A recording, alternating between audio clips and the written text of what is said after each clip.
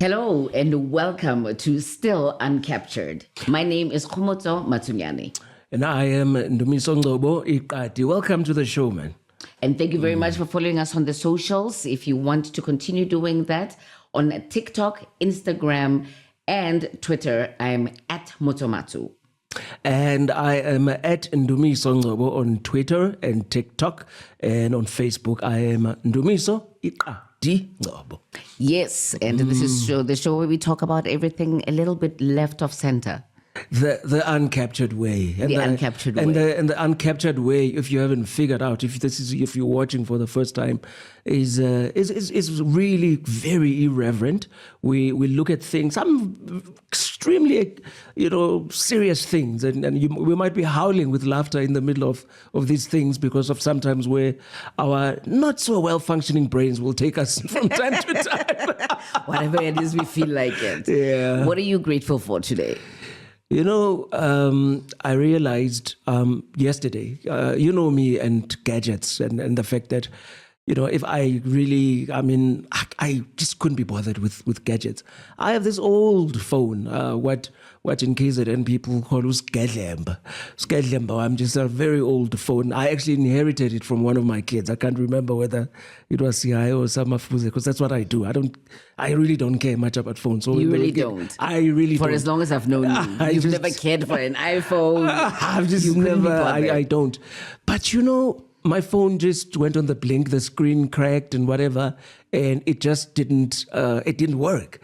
And I remember thinking to myself, because can you imagine for a good, I would imagine something like 14 hours, I just didn't have a phone. Have you ever gone 14 hours without a phone and you don't know what to do with yourself? Because it's on the 31st of December last year, after I lost my phone. And I realized just how much of an extension of myself. I can't look at my banking app. Right. I can't do anything. I have no idea what's happening in the world. You can't book Uber trips. I can't book Uber trips. Kids. I can't do anything, right? We're going to talk about it probably a little bit earlier because you and I just sit down and we're recording this on the day that you just told me. Did you say we're going to talk about it earlier? Did I say later? Okay, later. It's not my mother's tongue. It's not. It's like funeral and wedding for me. I always same thing. Same thing. Earlier, later.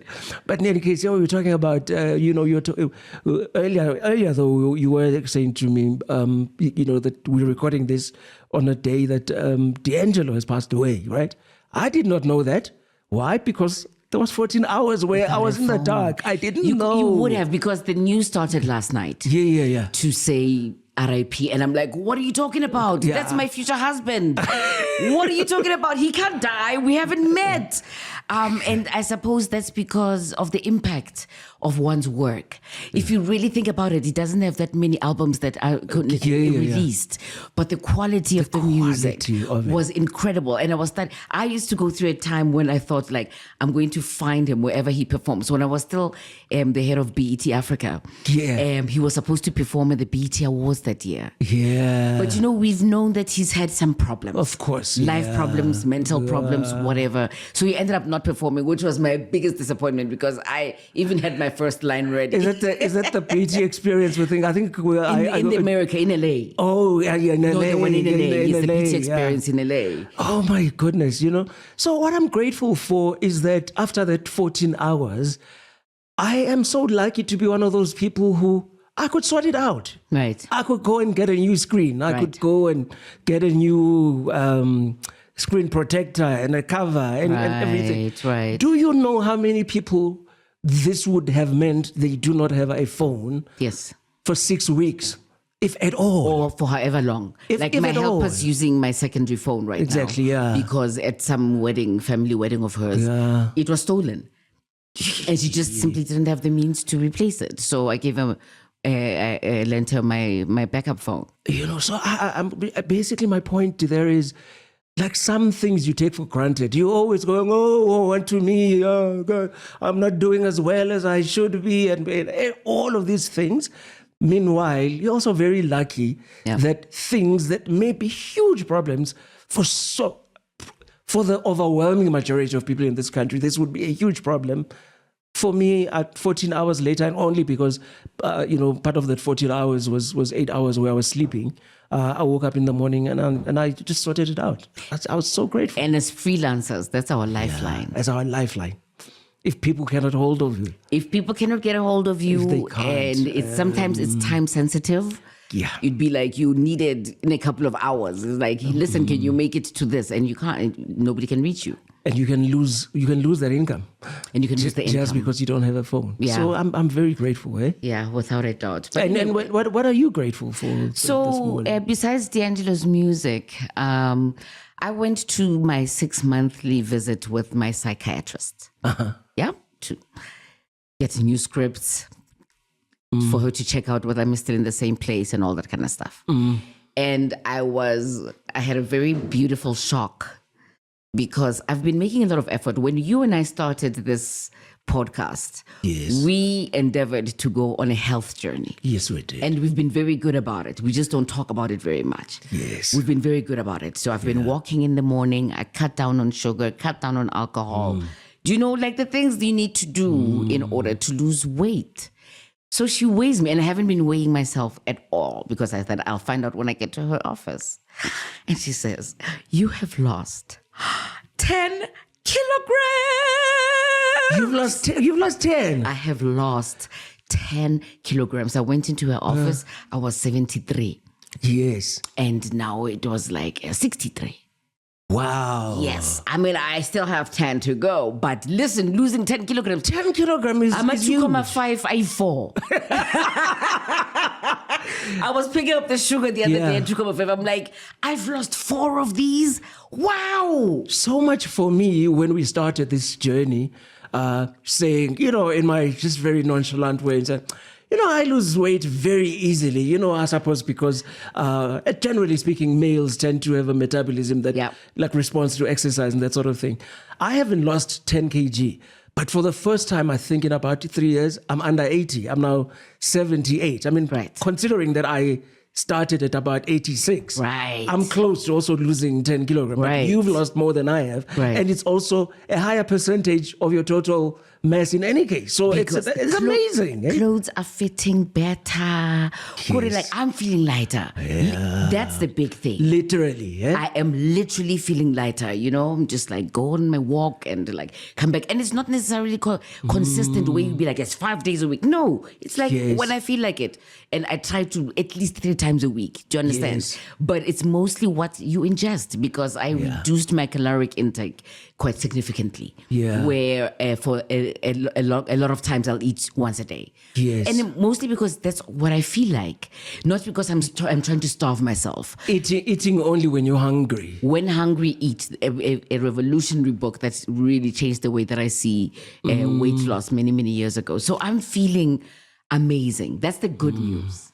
Yes. And I have to say this with my relationship with food, and I'm grateful for the opposite as well, is I am eating like a mother. I have not eaten as much as I am eating right now. Right. I mean, it obviously has to do with the fact that I've just stopped drinking alcohol altogether. Right. So my appetite is back. Right. But it's a very healthy thing for me because I think that part of my, because it's not so much that sometimes it's weight for me, like that I'm fat, but I not eating well, it's just like always being feeling inflamed and just being, my face is like significantly rounder. Right. And I suppose my body thinks that it's experiencing a famine, so whatever little I would eat would just get stored instead of actually being used for energy, which made me extremely lethargic. Right. So, but now I'm eating 3-4 times a day. Interesting. Full meals, while losing weight. But I'm eating more than I've eaten in a. But you're long also time. very heavy on vegetables. I in eat general, way too much, with sometimes very, very, let's just say, sulfuric results. Right. because I eat a lot of it, and I eat them in a very semi-raw state, just like flesh in the microwave.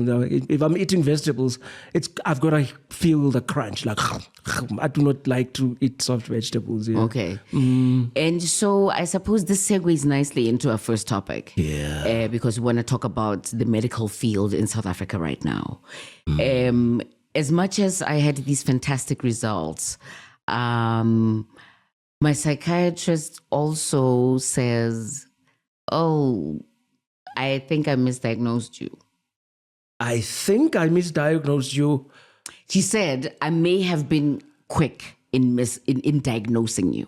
And this is just for the record, so the clarity for everyone listening and watching. This is how long ago? 5 years ago. So I've been on these antipsychotic medications, anti-whatevers, and maybe it wasn't necessarily right. And how did I discover this? I just stopped taking one of the antipsychotics that you'd given me. Yes. Yeah, that I take at night, every night. And I'm like, let me see how I feel. Because a friend of mine was like, I don't know, man. You seem to be taking a lot of meds. Why don't you try weaning yourself some of it, And then I thought, okay, let me see what happens. And 1 week goes by, I feel fine. 2 weeks go by, my libido starts coming back.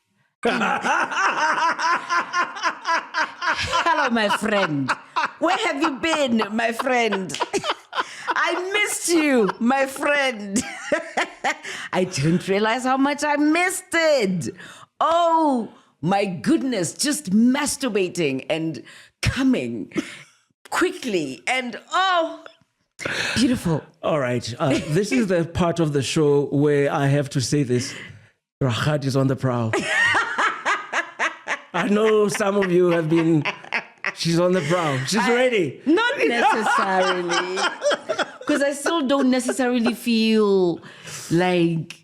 No, but it's in a mental phase of being in a relationship. No, it's a very different. Do you understand? It's self-service and being with someone else.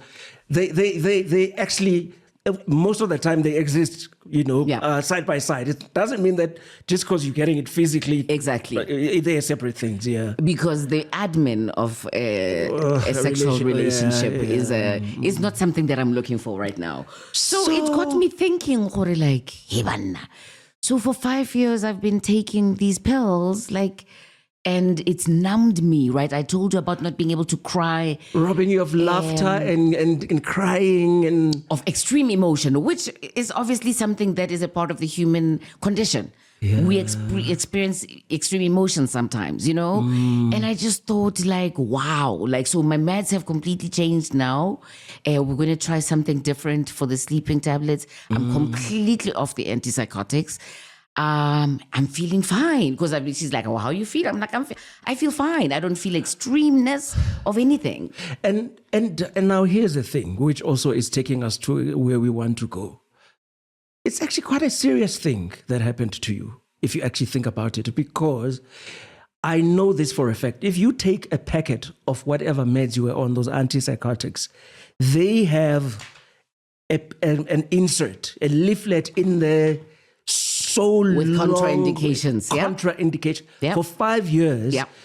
Because we know that conventional medicine, what we down here call medicine from the Western hemisphere, from Western medicine, always has got side effects. And sometimes with long-lasting, if not permanent, results. So I'm just basically saying it's a serious, serious thing. And part of the problem is that I thought I trusted you. Yeah. You trust doctors. Why do we revere doctors so much? It's almost as if we don't expect them to have any faults, to understand. In South Africa, in South Africa, medical malpractice is not something that is really common, as common as in the United States, where it may be ridiculous how litigious they are, people over there are, right? Except for when, fascinatingly enough, except for the public healthcare sector. Right. Do you know how many, the Department of Health, compared to private healthcare, where you would think that people who go to private healthcare would be the more litigious, more ones. likely. But it's because I suppose in government, there's always also, like some of these ambulance chasers know that government is far more likely to pay. And also there's a tender system going on in that encourages people to file complaints because they use particular law firms and all that corruption stuff, that's basically affecting us. But as an example of what we're talking about, let's show a clip of a Minister of Health, Kgomotso Matsunyane, just this week, talking about seizures in private clinics. In the South Africa of today, if any pregnant woman ends in a private hospital, she will never deliver her baby normally. Women are no longer capable of delivering babies vaginally. They all get a seizure, all of them. In fact, it's up to 80%, if I may be accurate. That is a profit-driven decision-making. Commodification of health. Healthcare is treated as a marketable product rather than a fundamental human right. So South Africa has an unhealthy number of Caesar sections in the world. Yes. Where it's almost like a given. Yes. That if you go to a private hospital, chances are, and you're a pregnant woman, chances are you're going to deliver by C-section. When you say chances are, it may make it sound as if you're talking about, maybe 55% one or in 60 or something. No. The thing about it, as Dr. Matsunyane, I think, correctly points out, even though I suspect that he also just gave a conservative figure of about 80%, I do not have the raw data. But anecdotally, my suspicion is that it's much higher than 80%. Like you are not, like your chances are, I do not know that for every 10 women that actually go and have a baby in a private hospital, that 9 will not go for a C-section. I suspect that it's closer to 90, but I'm not going to speak against the health minister. And this is something different from agency, because I think if you're a pregnant woman, you should be allowed to birth the way that you think so. Absolutely. You know what I mean? That if Caesar maybe is your first option, I don't particularly judge that, right? Because I think like, hey, whatever people can handle. But the inordinate number, because I know of women who've tried to have a natural birth in private hospitals and been deterred. I remember at some point I went to a gynecologist, and I think I was about 28, 29 years old. And he looked at me and he said, like, first of all, have kids sooner than later. Just because I'm just warning you, have kids sooner than later because you might not be able to have them later. And then he said, and by the looks of you, you're so small that you are most probably going to have to need a Caesar section. And I'm thinking, I remember saying to him, the women in my family are this size and they've been giving natural birth for generations. How come I will necessarily need a Caesar? And I couldn't get an answer. And I will say this because both you and I have got mothers who have been nurses, healthcare professionals for probably combined over 100 years between the two of them, right? Yep. And so my point there being that when I have talked to my mother, it's one of those things I remember as a child in the early 80s, my mother complaining bitterly about the number of foreign doctors that came to South Africa from the 60s, 70s, and even in the 80s that just came because they wanted to practice their surgical skills.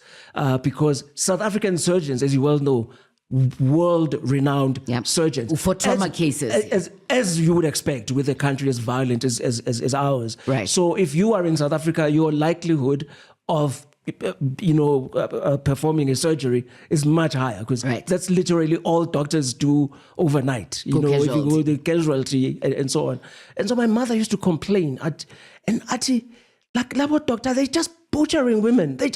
Every woman that comes in, sister, C-section, sister, C-section. Back in the 1980s, right? It was a thing, right?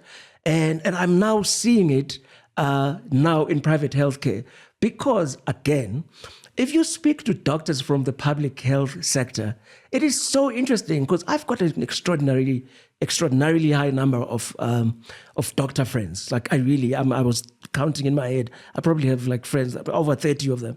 And those that are in the public sector will always say, there's a line they like to say. They say, sometimes in the private healthcare sector, it seems that they consider pregnancy to be a disease. And they're like, it's not, you're not sick. Right. You're just pregnant. And I remember a friend of mine, we're sitting and someone says, oh, doctor, the patient looks like, they're about to give birth. And he looks at me and he says, you know what's interesting is how many people our age, you and I, and particularly older, really just, they were delivered at home. Our mothers delivered a lot of children in a neighborhood home. because kids were delivered at home. At home. It really, and let's also think about it. The best people to actually look after someone when they are giving birth are midwives. Right. It has never really been doctors until now. Right. Where there is now money involved. Right. Where my wife, one of her pregnancies, she had opted and she said, no, I just would like to have it, naturally, vaginal delivery and so on. And the gynae just looked at her and said, no, we'll see. And then after about 15 hours of labor where, it was a difficult labor, all of a sudden there is an anesthetician, everyone that is needed for the C-section. So these people had already been booked ahead of time. And I remember thinking, is this normal? That these people, so would they have been paid for just being on standby just in case that she has a C-section? Because let's be clear, Caesar's a big op. It's a huge op. How many layers of flesh? Cut something like 7 layers to get to the baby. Yeah. That's a lot of muscle. That's a lot there. It's a very, very serious. It's a very serious operation. And should anything go wrong, because I have experienced this where we rather witnessed it, where if something goes wrong, there's some sepsis afterwards. Oh my goodness, it could be life threatening. It's that serious. So we give too much power to our doctors. Yeah. There was another one I went to also 6 months ago. I seem to do my medical things in 6-month cycles. I went to see a gynecologist. I'm 53 years old. I am going through menopause. And that's the thing my psychiatrist didn't pay enough attention to, by the way. She's just like, these are menopause symptoms that you're showing me, not bipolar. Yes. Do you understand? So a good diagnosis is good. But I went to this really disappointing gynecologist who didn't ask me when my last pap smear was, didn't ask me what hormones I'm on. I suppose maybe, let me say he saw that in the docket or whatever the hospital paperwork is. Didn't ask to do any... ask me what my sleeping habits are, in terms of like, am I sleeping properly? And like things that, should I have a cortisol? Because I literally asked for a cortisol check because I feel like, I wake up between 2 and 3 in the mornings. And I was just feeling like, when you read common things that people are talking about with menopause, apparently that might be an indication of high cortisol levels. Do you understand? And I just felt so like, I felt like he was worried about something that I wasn't concerned about, of like, there's a patch for the hormones now. And I'm like, I'm okay taking them orally. I don't want a patch, actually, that I'm going to have to put on every day. If I just take them in the morning, then I'm sort of done. And I'm so used to it. I've been taking high blood pressure medication for over 10 years. Yeah, some doctors, okay, let's just be frank. Some doctors are actually dodgy.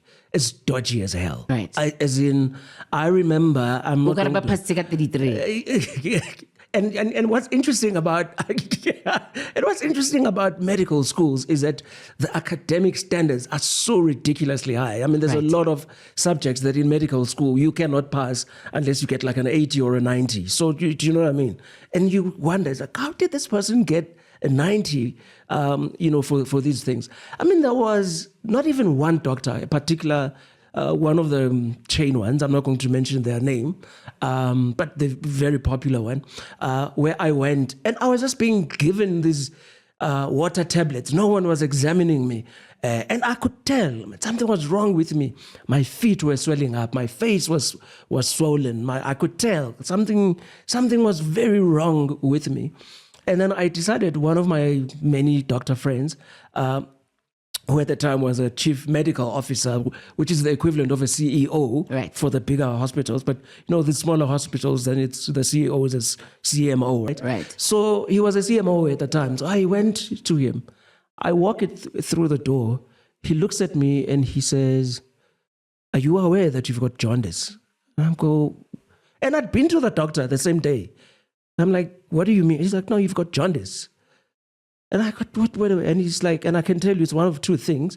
Either you are HIV positive, or your liver is packing up. This is the onset of liver cirrhosis. Right. From probably drinking too much. And this was about 13 years ago. Right. And I was drinking too much. Right. And it was onset of liver cirrhosis. Of cirrhosis. And so he literally saved my life. But having gone to doctors for like 6 weeks in a row and just being given meds, that how could 2-3 different doctors not pick up that I've got jaundice? Right. What kind of doctor are you that you can't pick up from looking at someone that they've got jaundice? I suppose the only healthy thing is that doctors are not gods. Of course they're not. Yeah, some may think they are, but they're not. You, as a patient, also have to use your brain. Like, is this person listening to me? Are they taking my symptoms seriously, or are they going off on their own digression? Because you might need a second opinion. You might just need a second opinion, but it's just not to take everything doctors tell you as if it's the gospel and the be all and end all. We trust them too much. And do you know what one of the things that is like such a paradox? There are very few things that annoy doctors more than a patient who comes in there having gone to the World Wide Web. Right. And like, the Google diagnosis. But do you know what's the paradox? Is how many times doctors will look at you and they have no idea what they're doing. And what they do you do? Google. They start Googling. And I suppose if you've got a medical degree, a doctor's Googling is not the same as mine. As ours, yes. But I'd never go see a doctor without reading up on whatever it is that I think it is, because it's got to make rational sense even for myself. Right. That this is, I just don't, I've always been a skeptic. It makes me a very difficult patient, I suppose. But every single time a doctor gives me a diagnosis, I ask, I'm like, that doesn't sound right. And I promise you, 4 times out of 5, when I've been dubious, when I get a second opinion, I always discover that I was right. So it's dodgy. My mother, being a professional nurse for like I said, 50 years, herself has just recently been misdiagnosed with TB. How do you misdiagnose TB, guys? Misdiagnosed with TB. A second time in her life. Because it happened in 2018 as well. And TB medication is hectic. And it ravaged her, almost killed her in 2019. Right. I remember when she was, it was supposed to be her 75th birthday. We had a party planned and what have you. And it didn't even happen because she was so emaciated and she was like really, really weak. And then she went and saw a doctor who happens to be a family friend. Thank you so much, Sena Tsauze, who looked at her and said, "Doc, can we just do an X-ray and see?" And she says, "Kwalo, I don't see any TB here. Why are you on TB meds?" And that's how she actually got off. And this time around, we just put in. In fact, they didn't really misdiagnose her. They put the wrong stickers on the samples of the sputum sample. So do you imagine? I mean, she could have actually gone and been on TB meds again, an 81-year-old woman on TB meds, and she's not supposed to be having them. So the moral of the story is second guess your doctors, like especially when you feel like something inside you is just kind of like telling you your instinct. If your instinct is like there's something wrong, this doctor's not listening to me, it's worth checking out. You are also entitled to it, guys. You really are. I don't care. Right. I don't care how irritable your doctor becomes. You, the patient, you are the one that's got the problem. And sometimes, as a last, my parting shot is, I sometimes, how we always complain about how litigious the American society is, that they just take you, they just always suing someone for the little things. I think there's a middle ground somewhere, and I think that as South Africans, we also just need to start using our lawyers a bit more, because some of these things are really, really serious. Medical malpractice. We'll be back right after this. Welcome back to Still Uncaptured, and we are having a series of conversations. And right now, I just want to ask you this one question. Ask away. This question is about: have you ever spent time sitting there? Because fantasizing is one of the most brilliant things a human being. My favorite. Fantasizing, I love. Like my best fantasies are when I'm driving, and I fantasize about a lot of things. One of those things is fantasizing about a job, particularly if it's a bit left field. What kind of fantasies do you have about a job that you just think I would love to be paid to do this one thing? Just travel around the world, finding out things that are fascinating to me and therefore to other people. Yeah. I imagine having a shop, somewhere in Joburg, where when I travel, I bring whatever treasures that I found, like old style trading, I imagine if you were traveling like in the 1800s from one place to another, like that kind of epicness of it, and going to the most obscure places that you wouldn't even imagine, like the Galapagos Islands. A curious shop that is like curious shop / mama and papa shop, like from the States, where it's just this, it's filled with things. Beautiful things from around the world, basically. Do you remember one of Oprah's features? Oprah's favorite things, just my favorite things. Yeah. Was it Oprah who had a section like that? She did. Just my. So you're talking about that sort of thing. Just your favorite things are in that shop, and you just. Oh, you mean like a Christmas thing? Christmas, yes, absolutely. Like bring my favorite things from my travels around the world with like lots of stories to tell. That's the kind of stuff that I'd like to do. It's one of those things. I have fulfilled a fantasy of mine I used to have. And I remember I actually wrote it down in the introduction to my first published book, Some of My Best Friends Are White, where I said that one of my fantasies is just to have a job where I sit around in a room and I have people just ask me questions about anything. Because as you love to point out, I am what? So let me give it context. My friend Kayum Parker once called me a fountain of useless information, and I passed it on to you. Yes. So you are a fountain, sir, of useless information. A bottomless fountain. Bottomless. Yes. I like to just go around collecting things for no reason, right? And so it used to be my fantasy.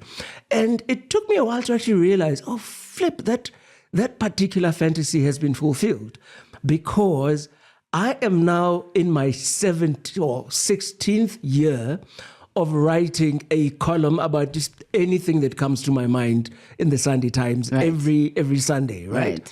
And this is exactly what I do, just writing about whatever thing fascinates me. And just so. By the way, can I just say, it may sound easy the way he says it, but that means every week you gotta come up with a new column that's going into the Sunday Times lifestyle section. Not even lifestyle section anymore. No, not anymore. It's in the main section of the Sunday Times. Yeah. Bravo to you. Let's just give you kudos for that. So 16 years, and if just for context, right? That means that I have been writing roughly 50 columns times, because it's been more than 16 years now. 50 times 160 columns, right? Just writing about and never running out of things to say, right? And so my fantasy now is about, remember those shows from the 1990s in particular, Going Nowhere Slowly. Right. I have this, it's not morbid, it's just I have this fetish, this thing for little small dorpies, small towns. Going to a place like Kakamas or Povada or going to Friede in the Free State.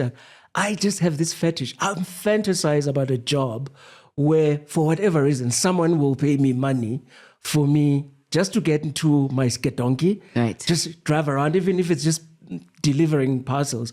But I sleep over in as many small little B&Bs and lodges, and because I'm not a hotel person, right? I love these little things, and which is a big change because I used to be very much into hotels because I hated the human interaction in the B&Bs. So my fantasy is just to go around looking at people, speaking to just normal people. And I used to do this on Sunday mornings, by the way. I used to do what my wife dubbed driving nowhere slowly. I literally would wake up in the morning, Sunday morning, do this, whichever way the wind blew, I would drive in that direction. I would end up in like Potchefstroom, or would end up and just sit and have like coffee and then waffles, whatever, in a place like Delmas or wherever it is. And it's still such a fantasy of mine. I would love universe. Wealthy philanthropist. Someone who wants to invest in something nice. You can even have a camera following me around. I'd love to actually do that. Yeah. So that's well, from your lips to God's ears. Let's hope that your fantasy comes true. And what do you hate about travel? The type of travel I hate is travel where I have somewhere to be at a particular time. I hate that. Right. Number two, one thing I hate more than I hate anything in the world, and you got to experience this because one of our international trips, we went to Lagos together. Right. Oh my God, I hate group travel. I hate traveling with a group of people. That was going to be my thing, like a big group, right? It's like, now, is this one ready? Well, this one wants to go there. Da-da-da-da-da-da. I want to spend the afternoon just taking a nap. Right. But no, we're going to the market in Lagos. I hate that about travel. I hate traveling with people. Unless, of course, the company is Debucho and my children, then we get to enjoy it. And I have to say that the trip to Lagos, my friend, you were the saving grace, because if you weren't there, I would have been miserable. I love Lagos.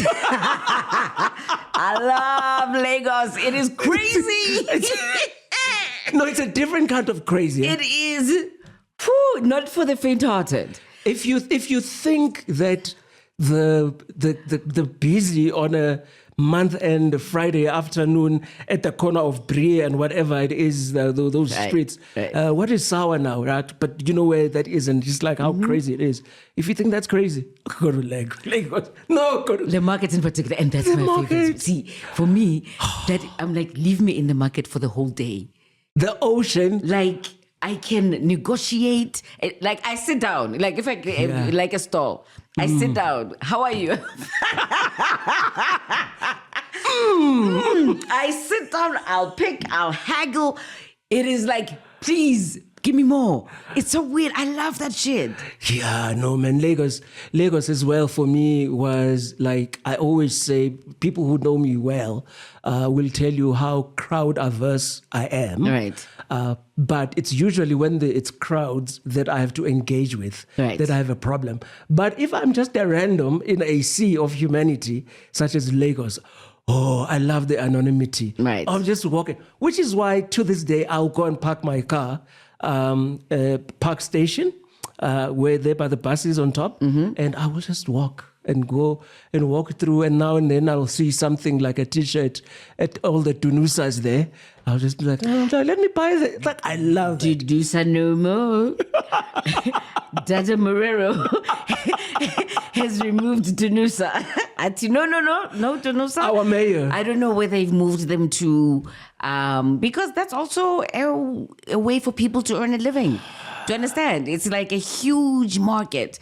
I hope they've moved them into some building and didn't just kind of like tell them to disappear, because there's a supply and there's a demand. So clearly we need that Dunusa market. And the thing about it is one of the things that give, Joburg calls itself a world-class African city. We know it's not world-class. Not by any stretch. But if we are also now removing the African city, because that's the one thing that characterizes African cities, right? Is all the informal trading that happens on the streets. You go to Nairobi, you go to Accra, you go... Many countries in this world, you go to Kampala, many countries on this particular continent, don't bother too much with like a formal shop. Right. And of course, I mean, the cultures there are very different. So those street traders actually will leave those. They don't have to pack up, eh? Right. They'll just leave the things on the street and go away and come back in the morning. Yeah, there's a whole system. There's a whole system that works. We've talked, I think, when we were having this conversation the last time I talked about Uganda and people waking up late and their stalls are open and like candlelight and like life is going on. I hope for Johannesburg. See, this is the best part about traveling as well. When you travel in countries where there's lots of public transport. Yes. Do you understand? Or you don't need a taxi, just public transport. Get into a bus, get into a train, whatever hour of the day, and you can arrive there safely. I really wish South Africans would travel more. even to Lesotho. Go to Maseru, guys. Go to Maseru, go to Swaziland, go to Harare, go to Bulawayo, go to Mozambique. Do you understand? It's like just get out of your comfort zone, experience foreign hospitality or aggression for that matter. And that aggression is also something worth experiences because I have experienced it in Zim, I have experienced it in Mozambique and so on, where stupidly we decided to drive in our GP car, right? And every single time the cops stopped, you just had to part with money, just because you're a South African, right? Yeah, and experience how that makes you feel when you are in someone else's country and you realize that you have absolutely no power. And the thing about it is traveling to these countries is generally so cheap. Your South African rands actually will go a long way in a lot of these places. And guys, all you just need is generally your passport, even though, well, there's now changes with some of these countries where they're like, oh, you want us to get visas to come here? Well, you get a visa. You also need to get a visa. Right. I mean, like literally, going to Swaziland, right. I know friends. Should it even be a country? They've just, people were just somewhere in Mpumalanga. Oh, let's go to Swaziland for the evening. Oh, guys, I don't have my passport. And guys like, you really think you need a passport to get to Swaziland? You don't need a passport. No, but sometimes they won't let you in. Yeah, or if it's expired. There is one passport that always works. It has got a picture of Nelson Mandela on it, guys. I used to travel to these other African countries like Senegal and Nigeria and whatnot and feel to myself, or like, hey, at least South Africa, it's not like that, where you literally pay somebody for everything. For everything, yeah. For any kind of service that you get. And now we are living in South Africa. We're literally there. We are there. We are there. We are where, places like 20 years ago, you'd go to get to a country and you go, my God, I really can't do anything here without bribing someone. Right. We're there. Right. How did we? Oh, guys, conversation for another day. Conversation completely for another day. Let's take another break. We'll be back after this. Welcome back to the show. I told you a bit earlier, we were talking about D'Angelo. There was a time when I used to stalk his concert list. The same way that to this day you still stalk Stevie Wonder's concert list. I'm a big dreamer. I'm like Vuyo. I'm a big dreamer. Yeah. So every so often I'll be like, where is the next Stevie Wonder concert? And then it comes up and I'm like, Melbourne. Could I make it to Melbourne? Paris. We've been to Paris. Oh, let's find ideally somewhere where I've never been. Yeah. And he's also performing like in South America or something like that, And I just feel like D'Angelo is one of those people that I would have really loved to see live in concert. Yeah, D'Angelo, man. Traveling for concerts is something that should be on our bucket list. It really should be. And what's interesting is that I did say earlier that because I didn't have a phone, for like 14, 15 hours, right? I didn't even know. You didn't even know. I did not know that D'Angelo had passed on I thought until of we sending you recorded something, it. and then I thought, like, he's on Facebook. He must have seen it. I would not have seen it, right? Yeah. And then a friend of mine, Siyabonga Njingila, whom you know, he's a friend of ours actually, and a friend of the show. Siyabonga then sends me like what I thought was just a random, interview with D'Angelo talking about his influences. And do you know who he started with? That said open. He started with Prince, and it got me thinking. Sense. Oh my God, Prince passed away, and I never watched Prince. And I lived 50 miles from where Prince was, and I never went to see him from Minneapolis. I never went to go see Prince live. I could kick myself. You lived there for what, like 5-6 years? 5 years. Oh my God. 1 year in high school and then 4 years at the college. Do you understand? But I get it in a way. Like, I was a little immature for Prince. Really? Yeah, I wasn't like, I knew Prince, I liked Prince, but I wasn't a bigger Michael Jackson fan, I would suppose. Yeah. And in some ways, looking back at myself, how embarrassed I am, I was not sure what to do with his fluid sexuality. Oh, really? Really? Me, I know. Guys, that's why I always say, like, I didn't just wake up woke. Yeah. Do you understand? Like, no, I used to be quite homophobic, like in the way that an average South African can be. And I just kind of felt like, is he gay? As if it mattered if he was. There was one particular album where he's naked on the... Oh, yes. And he's got the chest hair. No, he did. You remember? And I remember thinking like, So, yeah, but stupid. Now I'm like a huge Prince fan. I realized like he was such an incredible genius, and I should have seen him live. I mean, Prince, Prince, like literally for me, was a god. Like he, even at that particular. And for me, what's interesting is that is also, interestingly for me at the time, is precisely why I liked him. I liked him because he was so different. Right. And because also when I was growing up, I used to get a lot of it. Because if you look at pictures of myself when I was younger, I mean, I did look a bit girlish when I was young, and people, and I did like perms, and right. and whatever, and so I liked the fact that here was a man who just didn't care about being a man's man, right? Because I've never been a man's man, do you know what I mean? And so Prince for me is someone that I just think, oh my goodness. Okay, let's ask this: Who is living now that we should stalk and see if we can do a bucket list?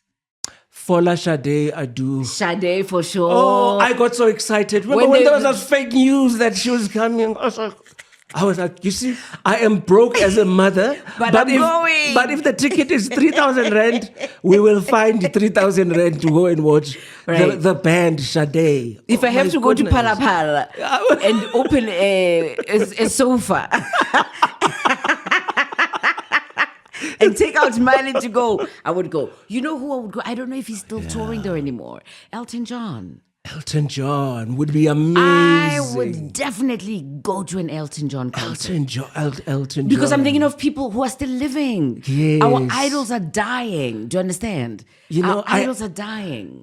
Although I have to say this, even though we're talking about the living, I am so sad that I never got to see George Michael, guys. Me too. I really, and also, I'm now thinking about people who are living that I haven't. Sting has come to South Africa. I've never seen Sting. I didn't go to see Sting, but I would definitely go see Sting, and even Billy Joel. Oh, Billy Joel. I mean, that would be a hell of a concert. It really would be amazing. And I am so grateful because I'm realizing as I grow older that, you know what? There is a musician that I have always loved. And I'm so glad that I actually did go to see her. And she was amazing. Dionne Warwick. When did you see her? Oh, probably about 15 years ago. She came to Carnival City. Really? My God, Kgomotso, like wow. Dionne Warwick. And the reason is because she's also done covers of Yes. of Billy Joel, Yes. and I remember listening to her do one of the Billy Joel things and songs, and I just thought to myself, I am so happy. And also when Roberta Flack passed away, Right. I'm so grateful that I actually did go to see, Roberta Flack. Where did you see her? Carnival City. Really? And do you know who I've never seen as well that I would have loved to have seen? Anita Baker, man. Yes. Anita. And apparently she's quite a handful. Anita is not nice. But I would. No, but I would. But I you know, really she was would. here. I know she's been At here. abortion of a concert. I didn't go to. Who's that notorious guy who would be like, I was Morris Roda or something like that. I remember. I think.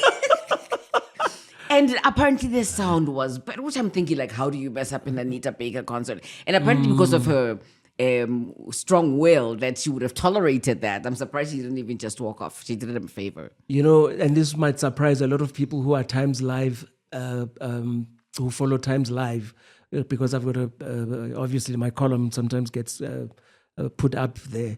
You know like how people don't read the articles, or they just read the clickbait, and the clickbait is obviously the headline. People never read the article the article seemed to suggest that I was saying that why are people watching stars from the 1980s like Babyface? And can you just tell people that do not know what Babyface is to me? Because you know how much I love Babyface. He's everything. I have never been to a Babyface concert. Neither have I. I would love to go to a Babyface concert. Yeah, that's true. I and really he's touring would. quite a bit. He is touring and he's very quite a bit, active, yeah. He's just kind of like, he seems to be going into an interesting part of his life. And see, that's the thing, because I suspect that we're going to find out D'Angelo died from something that's going to make us sad. Yeah. You know what I mean? Yeah. Like, I doubt if it's like a car accident. I don't know anything, by the way. I'm just alleging.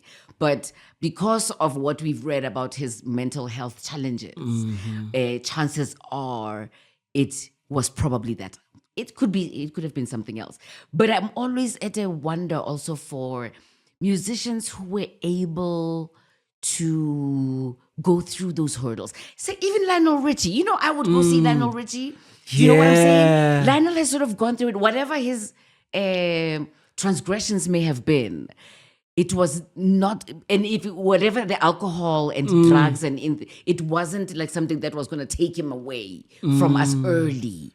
Yeah. Do you understand? So there's something to be said also about like musicians like Lenny Kravitz, who at his age has this ridiculous six-pack. Oh my God. Lenny Kravitz is ridiculous. No, Lenny Kravitz, very few, I know very few heterosexual women who wouldn't. Oh, come on. I don't know. Oh, I would. You don't even have to. I'll pay him. I would pay Lenny Kravitz to sleep with him. Yeah, but listen, we've been talking about things that are sort of like a bucket list kind of things. And you have an announcement because you had a death in your family recently, which was very sad. Tell us about it. And you wrote a column about it. I read it. I wrote, and it is with heavy heart, particularly for people also who, I'm talking about my column a lot today, who read it because, she's been a feature of it. Yeah, man, I woke up to scratching on my window, and which is unusual because the only person who gets woken up at scratching on his window is normally Sihayo. And there is our second dog in the house, Basta, who is the son of Bengeta. Everyone knows Bengeta. My dog that we've had for 13 years. And Basta is like whining, like, and then also barking. And then I open, what is it, Basta? Kind of looks in that direction, a corner of a garden. And there is Bengeta not looking good. We had known, though, that Bengeta has because you said he hadn't been eating. She hadn't been eating for about 3 days.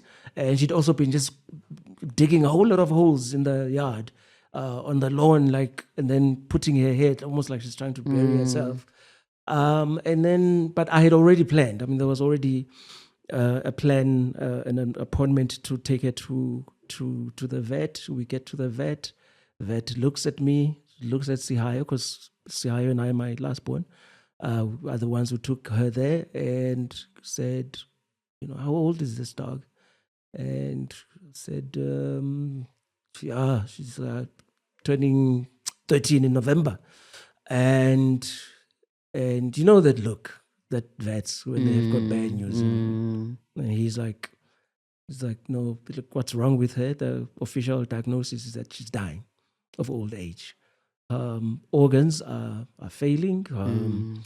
The heartbeat is way too irregular and it's not beating that fast. Circulation is messed up, and like there really is only one thing to do is you need to say your goodbyes. I mean, you could take the dog home if you want to say goodbye to the rest of the family, or you can, while you're here, just so at 10:23, I was in that room. And it's like a horrible thing because it's on that stainless steel table at the vet. I had to hold her head, and because Hayo just said, no, he can't. And so they shaved her leg and, injected her. And and lost a dog. And I know a lot of people. A member of the family. A member of the 13 years of our lives. Oh, the man. memories. And you know what's sad for me is I had told you this, remember.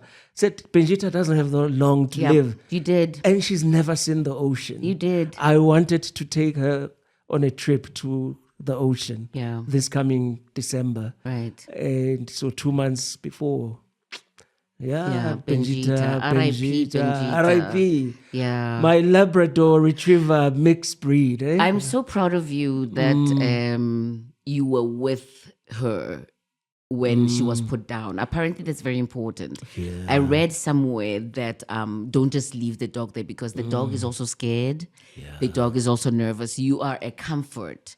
So allow yourself to be one of the last things that your dog remembers. And these are the pictures of Bengeta, and two of them.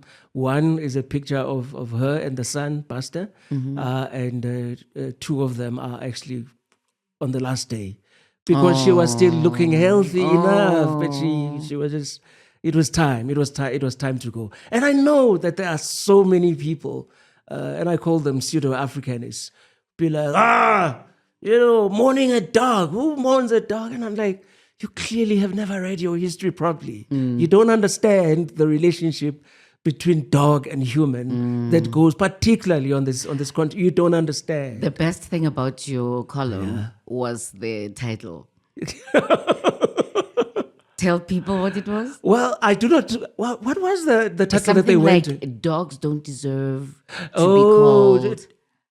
No, my title, and I think they because I saw they tinkered a little bit about it. Mine had been, no. I had said some dogs are more human than some people, and I think they went with calling people a dog is an insult to dogs. Is an insult to dogs. Yes, because there are dogs that are really, really much better people than human beings. Agreed. A dog, I don't think that a dog would, and I put this in the column, I said, I don't think a dog would take money that is meant for dialysis machines and buy Lamborghinis. Yeah. I think dogs, even as doggish as they are, understand the importance of other dogs and the species. And so rest in peace, Bengeta. It was a somber day. I can imagine. I'm sure. It was, and you can imagine Sihayo being the primary caregiver for Bengeta, because I mean he's more. How old is Sihayo now? 18, right? Sihayo is turning 18 in a couple of days. In a couple of days, yeah. Wow. So he was how old when Bengeta was born? When Bengeta was born, so then he would have been 5. His entire life. He really has got very little recollection. Right. Any memories that don't of have a life without Bengeta. Anyway, thank you so much for joining us. Remember to interact with us on the socials. We will see you again next week.